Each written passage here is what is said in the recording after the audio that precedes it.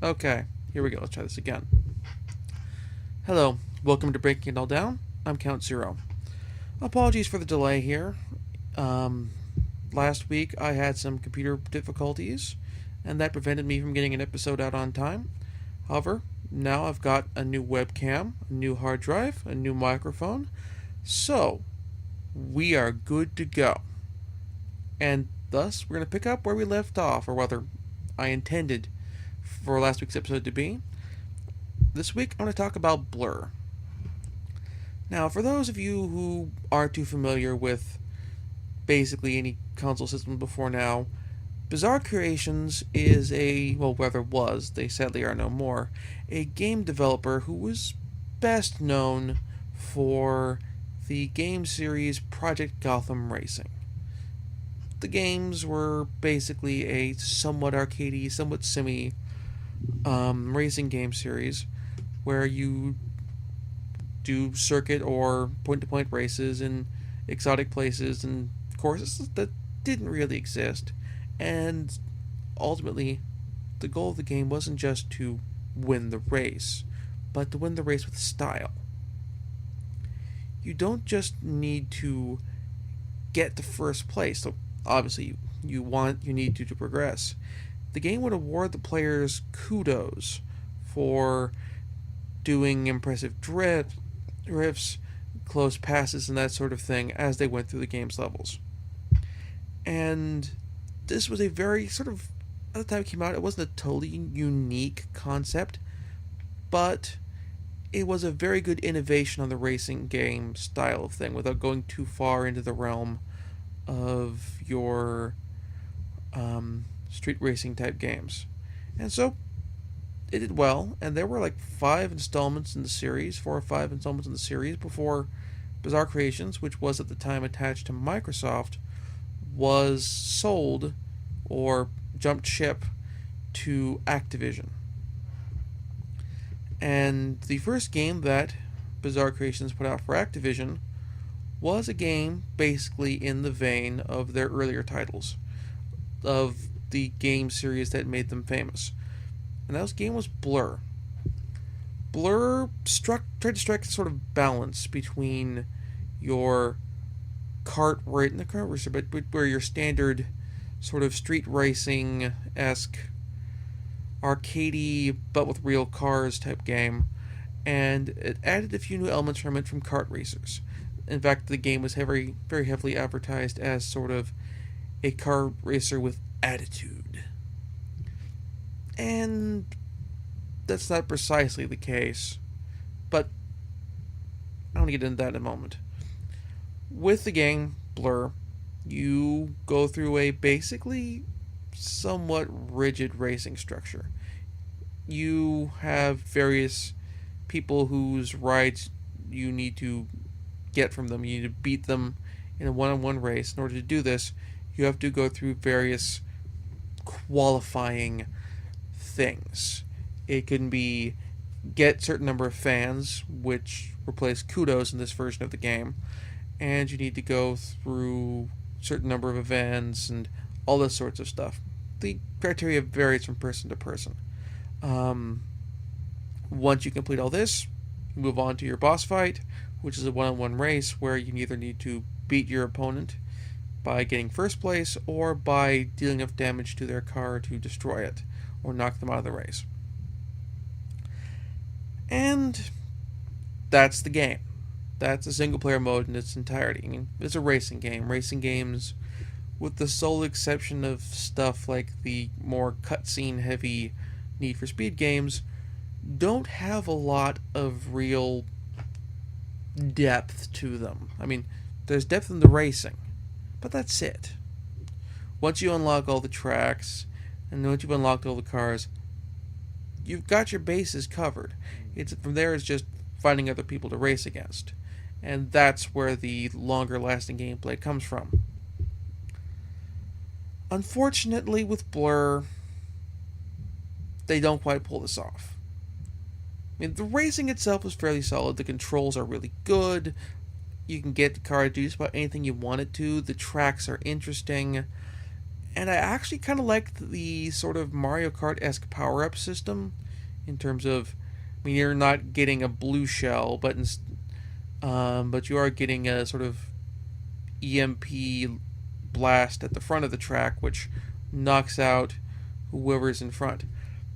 But the nice thing about this is the way they vary this from Mario Kart, where, for example, the blue shell is like a laser-guided bomb that will automatically target the first person, and which they can't necessarily avoid. There are ways to avoid every attack in the game, in terms of either plan your line to avoid it, or when it's been triggered to kind of get around it. There are shield power-ups, which will basically block every attack. You can even, for like the attack the head of the pack, little blast thing. You can see the affected areas in advance. You can actually steer around them if you're really good. Everything is kind of like that. It's really, really good at basically avoiding a lot of the pitfalls that most kart racers fall into, because most kart racers don't take themselves seriously. It works, with some exceptions. First off, with the criteria you have to go through to get to each person in the game, or each boss, they're kind of varied. I do like they have different types of criteria for different bosses, but you have to meet every specific thing in order to get to each one. And some of these criteria, frankly, feel like they should be more of an achievement kind of thing rather than something you must do to complete the game and to progress. For example, one of the races in the game is sort of a point-to-point time trial kind of thing, where you have a ever-decreasing timer, and as you go through the track, you go through various checkpoints, and this adds additional time. And if you run out of time, the race is over. And for one of the problems I ran into is the criteria for this one was get through all the checkpoints with a certain amount of time remaining or more. They didn't quite phrase it as the or more, but it was a reasonable assumption. The problem is I never quite hit that. I was always like a little bit short. And I'd unlocked every possible car that I could at that time. I also couldn't get any more upgrades at that time. And so when I found myself in a situation where to continue, I was going to have to grind to get the additional tracks and that sort of thing. Or to get the upgrades needed to get to this boss. And I was rather disappointed by that. I don't like grinding in my racing games. I always like to be progressing and moving forward, but I don't like having to do the same little chunk of races over and over again just to level my racer or level my car up and meet the necessary things they need. It's not fun.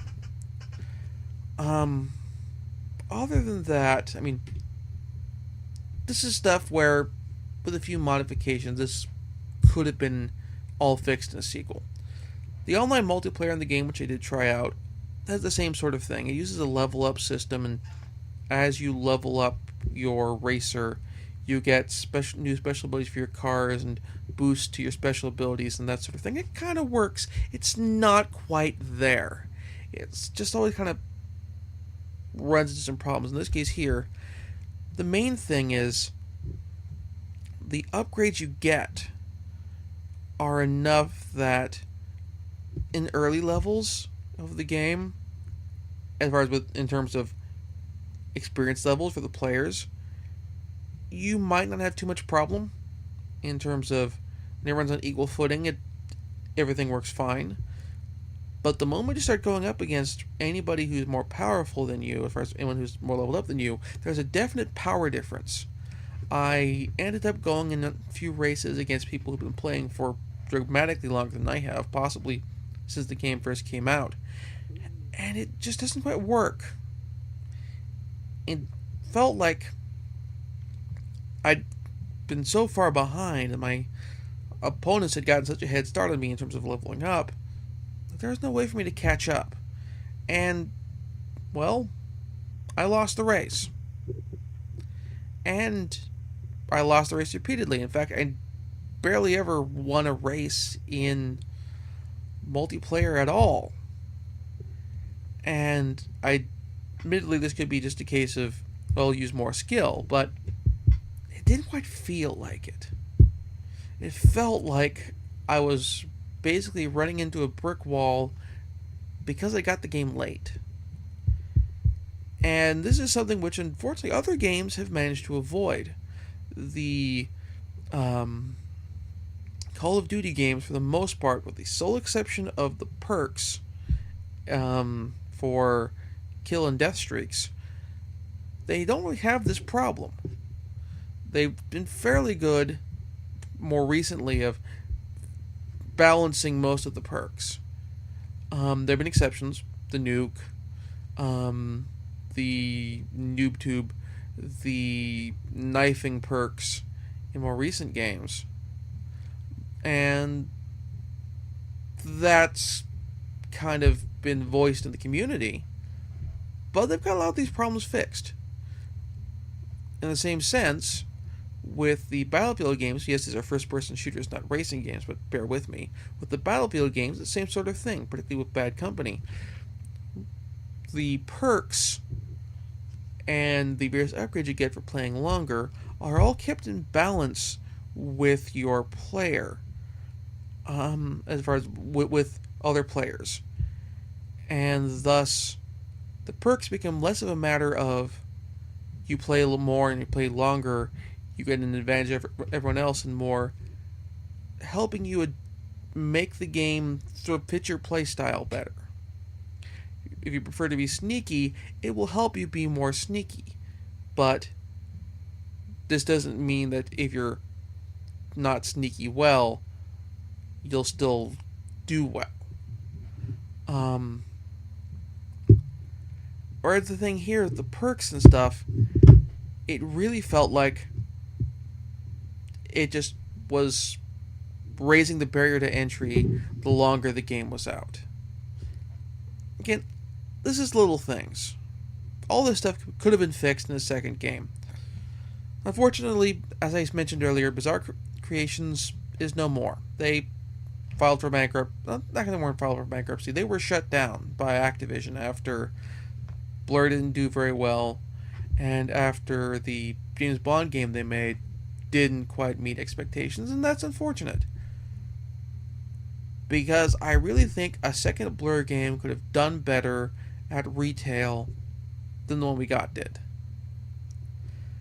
So, I mean, that's the way it goes. Should you get Blur? Well, I'm on the fence. If this had been earlier, if I'd had the opportunity to get to this game sooner, I would say most definitely yes. This is a good racing game. And, frankly, the second game would have been even better had we gotten one. But we're not getting one. So, I mean, the multiplayer is okay if you're going against people your same level, but the single player has significant problems. I mean, frankly, if the progression in the game as far as for unlocking stuff was more a collection of options that if you have different play styles you can still get all the cars and beat all the bosses, but man, it's got problems. It's not absolute crap, but it's not great either. I can't really in good conscience recommend this in this game in its current state now, this late after its release. Skip it. So, next week, I'm going to try to slip in another book review, and then the week following, I will have a video game review. Hopefully, now that I've got the new webcam and the new microphone and that sort of thing, I should be able to finish getting stuff together and get the Gears of War 2 review done. Also, I'm employed now, So this means that I should be able to, in the not too distant future, get some stuff together so I can take and record gameplay footage on my own, and that should provide a more broad degree of games I can review, and hopefully, knock on wood, allow me to record my own gameplay footage rather than having to download and hunt down stuff from other people, and possibly even get some Let's Plays going on up here of some console games. But we'll get to that when we come to it. Until next time, I'm Count Zero. Thanks for watching.